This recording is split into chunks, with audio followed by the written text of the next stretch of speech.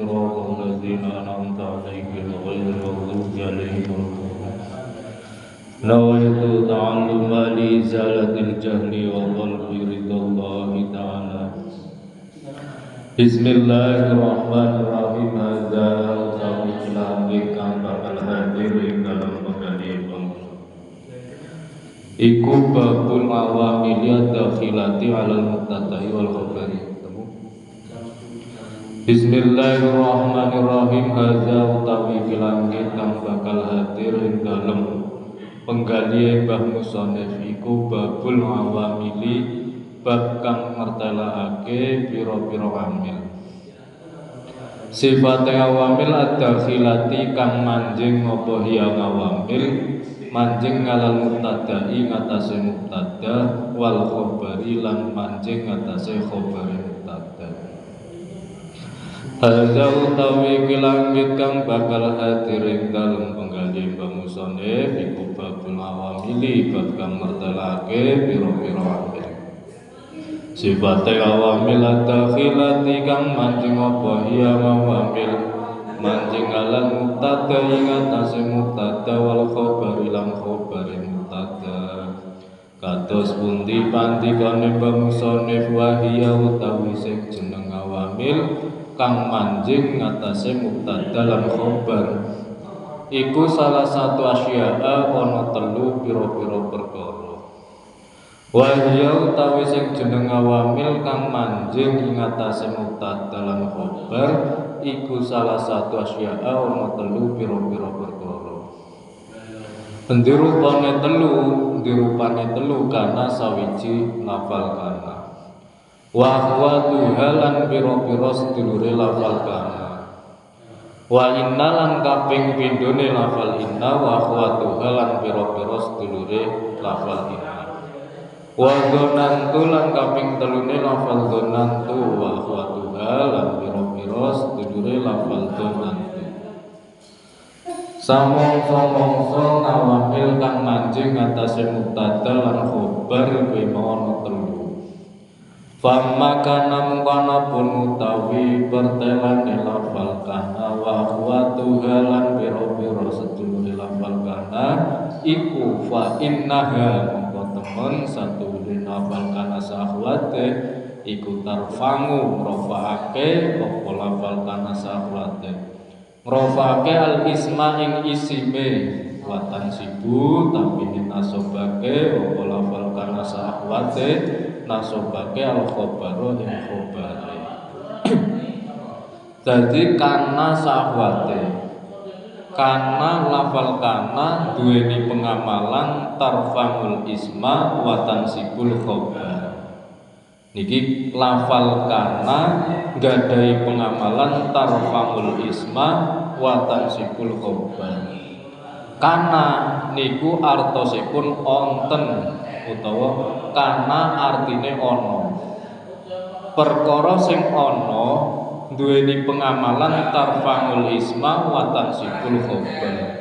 Tegese kula lanjenengan sak sampunipun wonten alam dunya, wujud wonten alam dunya kedah gadahi pengamalan tarfamul isma wa tansibul khabar. Perkarane napa? Uripipun kula lanjenengan sawise wonten alam dunya gadahi amaliyah sing kedah mulia, amaliyah sing dadosake mulya mungguhipun Gusti Allah. Dadi tarfaul isma napa mawon sing saged kula panjenengan miliki niku kudu gadahi tarfaul isma, tegese mulya isime, mulya bandane. Duwe pit utawa sepeda motor nggih sing dadekake mulya mungguh Gusti Allah. Gadahi omah nggih kedah dadekake mulya mungguh Gusti Allah. Ampun ngantos kula lanjenengan gadahi barang, gadahi bondo niku dadi fitnah utawa mboten dadosake mulya mungguh Gusti Allah. Gadahi sandangan, gadahi klambi nggih kedah sing dipun senengi kalian Gusti Allah utawa tegese niku klambine ampun ngantos guder najis utawa kathah najise. Lan iki kabeh bondo sing kula njenengan miliki kudu duweni sifat mulya, tegese luhur derajate mungguh Gusti Allah. Ampun ngantos napa kemawon sing kula lanjenengan miliki ndadekake bendune Gusti Allah. Niki mboten gadah omah nggih pun nampi nrima mawon utawa kontrak sementara. Napa malih jaman akhir kula lanjenengan bondo sing dipun miliki kula lanjenengan niku kathahe ndadosake fitnah. Napa malih bondo pendamelan mawon niki kathah-kathahe ndadosake fitnah. Kerjane boten saged nyenengake juragane karepe nuntut gaji sing gedhe. Wong uteke penggaweane niku dereng saged memadai ning nuntut gaji sing gedhe, sing ageng sing saged nyukupi kanggo kebutuhan. Niki ampun duweni watek ngoten niku. Urip nyambet gawe niku dipun pikir, dipun angen-angen apa ya tenagane kula lanjenengan niku sampun luwes, sampun pantes nampi gaji sing saged nguripi kula lanjenengan. Lan iki kudu eling. Wong keahliane boten nonton, senenge mung bantu, boten saged ngembangke usahane juragane kok nuntute gaji sing ageng. Lan iki repot. Mula uripe kula lanjenengan kedah tarfa'ul isma wa tansibul khabar. Tegese ngrofa'ake isim niku kata benda, bondo sing kula njenengan miliki kudu duweni sifat mulya mungguh Gusti Allah. Napa niku sandangan, napa niku tenaga, napa niku amaliyah niku kedah tumuju dhateng Gusti Allah.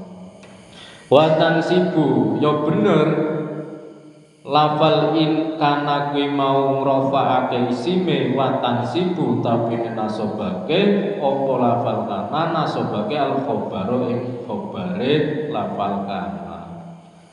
Wahia utawi sing jeneng lafal kana, wahia utawi sing jeneng lafal kana saakhwate iku kana sawiji lafal kana. Wa amsalan lafal amsa wa asbahalan lafal asbaha wa adhalan lafal adha wa dhalla lan lafal dhalla wa batalan lafal bata wa syara lan lafal syara wa laisa lan lafal laisa wa malan lafal wa mazalan lafal mazala wa manfaqalan lafal ma'infaqa wa mafati'a lan lafal mafati'a wa mabariha lan lafal mabariha wa madamalan lafal madama wa matasor wa malan lafal Sulaiman tasarrufa kang tetasrif apa huwa minha saking lafal kana sahwate. Wa zalik utawi sore mengkono-mengkono tasrife lafal kana sahwate iku nahu kana wa yakunu wakun. Umpamane lafal kana yakunu wakun. Kana yakunu kun fayakun iku tanfa'ul isma wa tansibul khabar. Wa asbahalan lafal asbaha wa yusbihu wasbih wa asbaha wa yusbihu wasbih lan lafal asbaha yusbihu isbih. Sawise weruh sapa sira ing kuwi hukum takulu mongko banjur ngucap sapa sira ing madule hukum. Ngucap kana zaitun ing lafal kana zaitun iman ila akhirih. Karena wis ana sapa zaitun zaid ana iku iman wong kang ngadeg sapa zaid. Nah, zaitun iku isim karena lafal kana zaitun iman. Nah, karena ana sapa zaitun zaid ana iku. Nah, khobar niku monine iku iman wong kang ngadeg sapa zaid. Nah, niki makna secara jurmiyah. Karena ana sapa zaitun dat kang akeh ule paring. Ana iku iman wis jumeneng sapa zaid, sapa zat kang akeh ule paring. Nah niki kula lanjenengan kudu yakin nek Gusti Allah niku zat kang akeh ule paring. Tur jumeneng genah, mboten usah kuwatir sesuk niku bakal mangan napa utawa ajeng mangan napa niku mboten usah kuwatir. Napa saniki nyambet damel sing tenanan sesuk ajeng nggih bojo napa pripun iki mboten usah kuwatir. Wayahe bojo nggih bojo, wayahe duwe bondo nggih duwe bondo.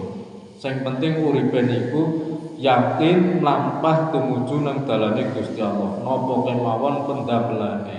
Wong pendamelan niku mboten ngertos wayah, mboten ngertos dinten. Niki sifate Gusti Allah, ontene pendamelan niku mung minangkani gawe wadah, gawe cara nyadong kangge nampani rezekine Gusti Allah. Nah niki mula kok ketone wong ora nyambut gawe tapi duite kathah, mesti utepe jalan utawa kerjane kerja cerdas. Nah niki wonten tiyang ingkang kerja cerdas nggih kerja keras, wonten tiyang sing kerjane kerja keras mboten kerja cerdas. Lah niki kathah. Sing sae niku nggih kerja cerdas nggih kerja keras niku pikirane tinggo, tenagane dimaksimalake, njur nyadong kaliyan Gusti Allah. Gusti, kula sampun ngepolake anggenipun mikir, kula sampun estu tenagane kula dalaken kangge nyambet damel. Samenika kula mung pengin rezeki dhateng panjenengan kanthi berkah. Walaisa lan wis ora ana sapa ngamrun Kyai Umar.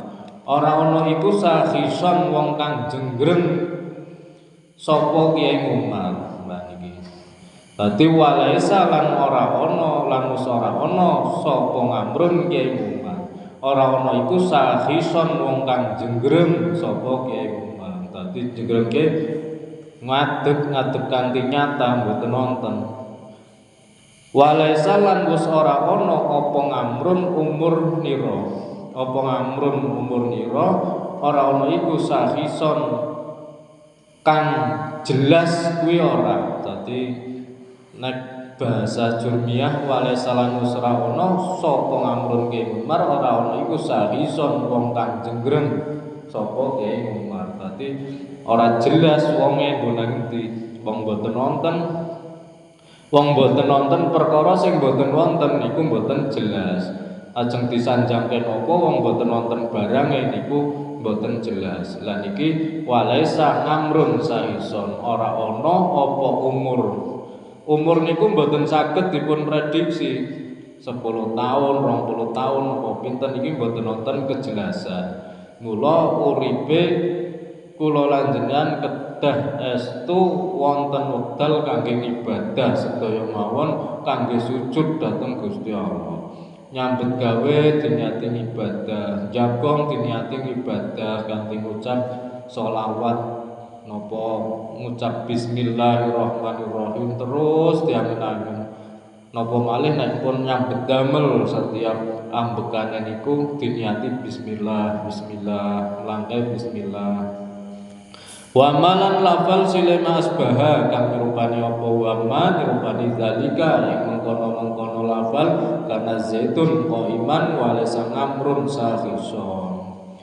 Wa amma inna sawise rampung bamusane mertelake sing jeneng lafal kana sahwate mengko nuli tumandang malih bamusane mertelake lafal inna sahwate dipun mertelake kelawan pandika. Wa ma inna lan anak tapi anak pun utawi si lafal inna wa akhwatuha lan sepiro-piro sedulure lafal inna iku fa innaha kok temen satu lafal inna sahwate iku tansibul isma iku tansibu nasobake apa lafal inna sahwate nasobake al isma ing isimi. Yo bener lafal inna kuwi munasobake isime wa tafamu tapi ning rofake apa lafal inna sahwate rofake al khobar ing khobare lafal inna sahwate. Wa hiya utawi sing jeneng sedulure lafal inna sahwate iku na lafal inna. Wa anna lan lafal anna. Walakinna lan lafal lakinna. wa ka'anna lan lafal ka'anna walaita lan lafal laita wala ala lan lafal ala sawise weruh sapa sira ing kuwi hukum takulu mongko banjur ngucap sapa sira ing madhule hukum ngucap inna zaidan qaimun ing lafal inna zaidan qaimun inna zaidan temen satu ne zaid iku qaimun wong kang ngadeg sapa wa zaid. Nah inna niku sesungguhnya. Dadi inna anna lakinna ka anna niku nggadahi hukum tansibul isma wa tarfa'ul khabar. Nah kula lanjutan wis ngomong sesungguhnya. Nah iki kedah nggadahi makom nasab. Nasab tegese niku nggih kala wingi dipun jelasake tengere fathah. Fathah niku fathah futuh artine kebuka. Kebuka kamulyane manggone wonten dhuwur dadosan tiyang nek sampun kebuka dalane niku mulya tan nasab. Dadi walaita wala ala sawise weruh sapa sira ing hukum takulu mengko banjur ngucap sapa sira ing madhule hukum ngucap inna zaidan temen satu wis zaid iku imun wong kang ngadeg sapa wa zaid. Satemene zaid niku wong kang ngadeg wong kang jumeneng yakin estu nika zaid sing ngadeg yakin estu nika sing nandur lombok lan iki sesungguhnya walaita nek pun sumpah ngoten niku sesungguhnya nemenaken niku kudu jelas perkawise ampun semu nika yakin sesungguhnya makam niku makame waliullah wa inna zaidan temen satu zaid iku qaimun wong kang ngadeg sapa wa zaid walaita terus menawa sapa ngamrong Kyai Umar menawa iku sakhisun wong kang jengreng sapa Kyai Umar menawa dadi wong sing bagus menawa dadi wong sing apik lan iki walaita ngamron. Nah iki nek menawa tansibul isma wa tarfa'ul khabar. Jenengan gadah tujuan, gadah temen, gadah menawa gadah harapan. Niku kedah harapan yang mulia, jangan harapan yang jelek. Kedah gadahi harapan sing estu dadosaken mulya mungguh Gusti Allah. Walaita terus menawa sapa ngamron Kyai Umar menawa iku sakhisun wong kang jengreng sapa Kyai Umar ya menawa umure niku tambah tuwa tambah manfaat kangge tiyang sanes iki wong menawa sakhisun urung genah remang-remang berarti harapannya ngamron sakisun. Muga-muga tambah umur niki kula Gusti panjenengan ridhoni, panjenengan paring rezeki, panjenengan tuduhake dalane nyambut damel, panjenengan tuduhake dalan golek rezeki sing halal, sing barokah, sing kathah. Amron sakisun, ampun ngantos tambah umur kula, tambah maksiate, tambah geser imane, tambah boten jelas uripe. Tambah umure muga-muga panjang kersa mapanake kula wonten kebagusan, wonten netepi ridhonipun panjenengan.